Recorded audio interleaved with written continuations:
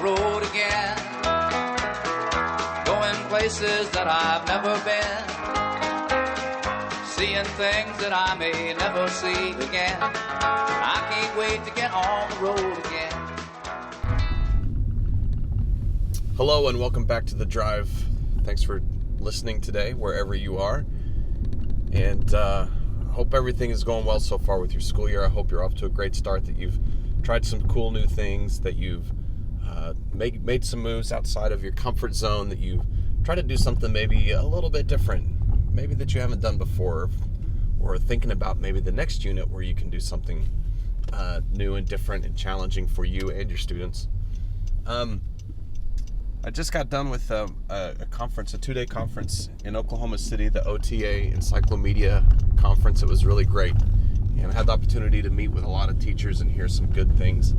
And one of the things that kind of came up in the conference was one of as teachers, if we're not using technology in the classroom with our kids to help them learn, and if we're not creating some of that media ourselves, what are we doing? What kind of example are we setting? What kind of role model are we going to be? Because there's all kinds of media that is being created and consumed by people, teenagers, students, school-age kids. And the question is, or how much are we guiding that, and how much are we helping them learn about that, and how much are we doing to give them the kind of learning opportunities that they need? And one of the questions that was really interesting and kind of thought-provoking for me was the question of, if you were to Google yourself, what would you see? What would be there? What would be on that first page of hits? And if it's all things that are negative, or maybe not quite right, or that spring break beach party with the beverage in hand, is that something that you want on that front page? And as teachers, we're hypersensitive to that because of the position that we hold in our culture of trying to be a good role model and a kind of above all of that other stuff. We have friends. We go to dinner parties on occasion. They're called cookouts. They're not dinner parties. I mean, teachers don't go to dinner parties, but teachers go to cookouts and have fun and have their own people, and we do good things. But sometimes, you don't need to, you can't post it like maybe somebody else could. I'm not saying that's good or bad or otherwise, but it's just a reality that if you go do something, it usually tends to be pretty private and not plastered all over Facebook in that way. In fact, an administrator of mine one time used to say, if you go out to have a nice meal in your community, ask them to put the wine in a coffee mug for you, which I think is just really interesting. It's just really interesting, kind of some of the standards that teachers are held to. And I'm not complaining. I don't have a problem with that at all. But on the flip side, what content have you created for others, for your students, for yourselves, for other people that would be on the internet? And can we find that if we Googled your name? And if we can Google your name and there's nothing there, then that maybe could potentially be seen as a problem. Because why aren't you being a role model for your students in that way, showing them that you can create content for others to use, that you can create what you know, that you can share what you know, that you can interact with others about what you know, and step out of some comfort zones in that way.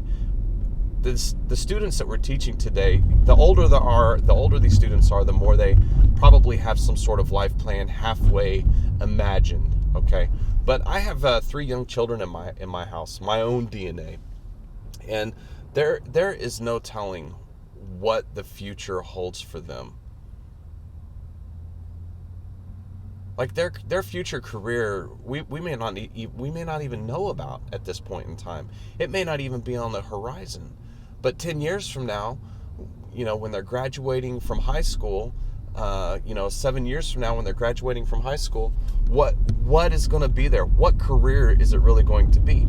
And my challenge to you is, my thought for you is, it's probably going to be some sort of computer-based system of something.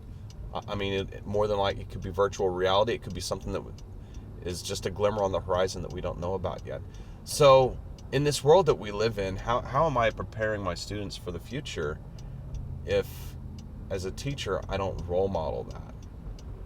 And so I thought that was a really interesting thing to think about at this conference. It just gave me a lot to think about. How can we do that? How can, as teachers, how can we take that risk to create content to share with others on the internet and start to build our digital portfolio as well, so that we can role model that for the students, so that they can see those things.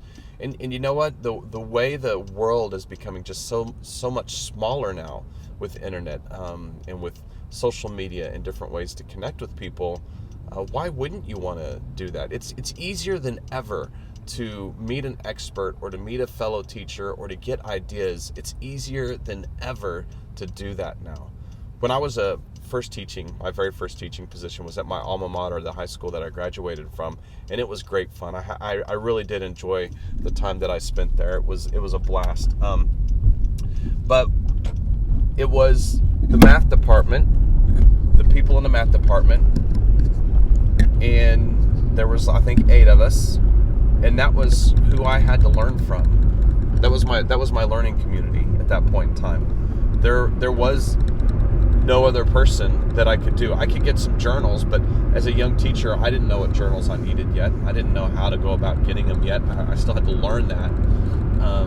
And so that I had great mentors, and I'm not saying I didn't. Carolyn Hinkey and Lou Ireton and Charles and Angie Crooks, they poured into me as a young teacher, and they helped me out, and they encouraged me. And they did amazing things for me. But here's the thing. Inside our building, we just had our view of the world, and there wasn't a lot of view outside of that. The internet was fairly young at that point in time. We had one computer. It was networked, but we didn't really do much on it. We weren't Googling things on it. We weren't using it to benefit the students at all.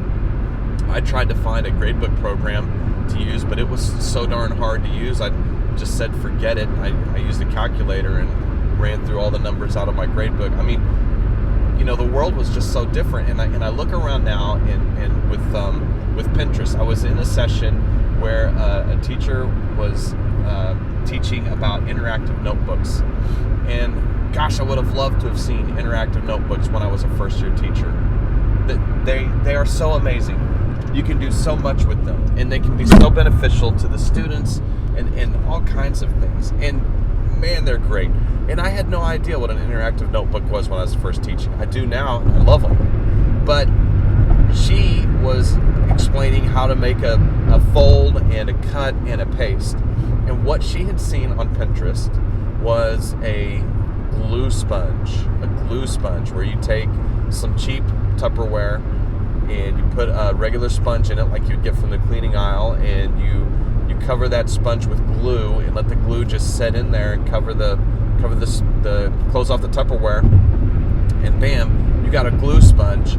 And what you can do with that glue sponge is it becomes like you just rub the piece of the paper off that you want to get the glue on and stick it in your interactive notebook. I mean, it was brilliant. It's on Pinterest. Look it up. Glue sponge on Pinterest. It's an education hack. There was no education hack when I was younger. I mean, why do we sometimes as teachers insist on teaching the way that we've always taught or the way that we've always learned? Why do we get so stuck on that? We get so consumed with the end results of the high stakes testing. And my challenge and argument to you is this: you can be creative, you can have agency, you can take your profession back, and you can do amazing, amazing, amazing things, and your kids will still do well on the test. But you have to be willing to take that step out of your comfort zone and into that magic place where the cool stuff happens. And it's not going to be easy, and there's going to be roadblocks, but I'm telling you, the most amazing things will happen there. We truly have to prepare our kids for the future. We don't know what it looks like. We really, really don't. Kids that are in high school have a little bit of a glimpse of that. Like their future, we can sort of see that and make very good educated guesses. But for my daughter who's in second grade, I have no idea. There's no idea. But I know this: she brings home a worksheet every day and that's her work and that's how she's learning, we're doing her a disservice. Because even right now as a teacher, is what I'm doing as a teacher and as an adult, I'm using the computer, I'm interacting on the computer, I'm creating connections throughout the world, and we have to teach our kids how to do that in a safe way. And I know that one of the things that teachers are concerned about is the privacy of the child and making sure that they're not exposed to bad things. And I agree 100% with that. We do have to be careful. We have to be careful, but we also have to educate. And the internet is not this horrible, horrible, horrible place. Are there horrible places on it? Yes. There are, without question. Places that I don't want my own children to go ever. But the benefit, though, is there's such an amazing place to learn on the internet. And some of the media and some of the technology is so incredibly amazing.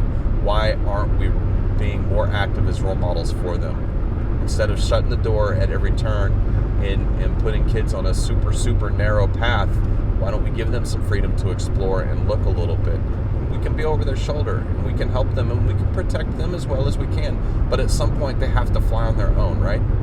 And if we haven't given them the tools to make good decisions to fly on their own, what good have we really done? So the conference was great, and those are kind of my wrapping up thoughts from it. We were able to hear from our state superintendent, Joy Hoffmeister. She's such a breath of fresh air. I love listening to her. She's passionate for her teachers and she's passionate for her students, and she wants all of us to be successful, and you can hear that every time she talks. And one of the things that she also encouraged her teachers was to get involved in social media on Twitter. And I know teachers sometimes hear the word Twitter and they just think, I don't have time to do another thing. Twitter's scary, there's all kinds of stuff on there. And yes, Twitter is scary and there's all kinds of stuff on there. However, I read somewhere that there are roughly 2 billion tweets every day. And of those 2 billion tweets, over 2% of those tweets are education related. So I think 2% of 2 billion, I think, is 2 million. I could be off by a zero. But 2 million tweets about education is a lot. And even if it's only 200,000 tweets, that's still a lot. And if it's 20 million tweets, that's even more. So somewhere with one of those sets of zeros is 2% of 2 billion, and that's a lot of tweets. And with that information, what can you learn that you can use in your classroom that can make a difference? That's the question. What are you doing? What are you preparing? What are you truly preparing your kids for? Yes, you're preparing them for the AP Chem exam, but you know what? You're a teacher, and can you do that in a way that allows them exposure in places they're going to need it? Just a question, just a challenge. Thank you so much for listening to The Drive. I truly appreciate it. You can get The Drive in anywhere that you can get a podcast, on Stitcher or iTunes. Please share it with your friends. I love the interaction that comes from people that listen. I love being able to talk with you, and I love the feedback. So continue to do that as well. Thank you so much. And remember, no matter what you do, you're going to make a difference in somebody's life. Whether you know it or not, you make a difference. So keep doing that and be brilliant.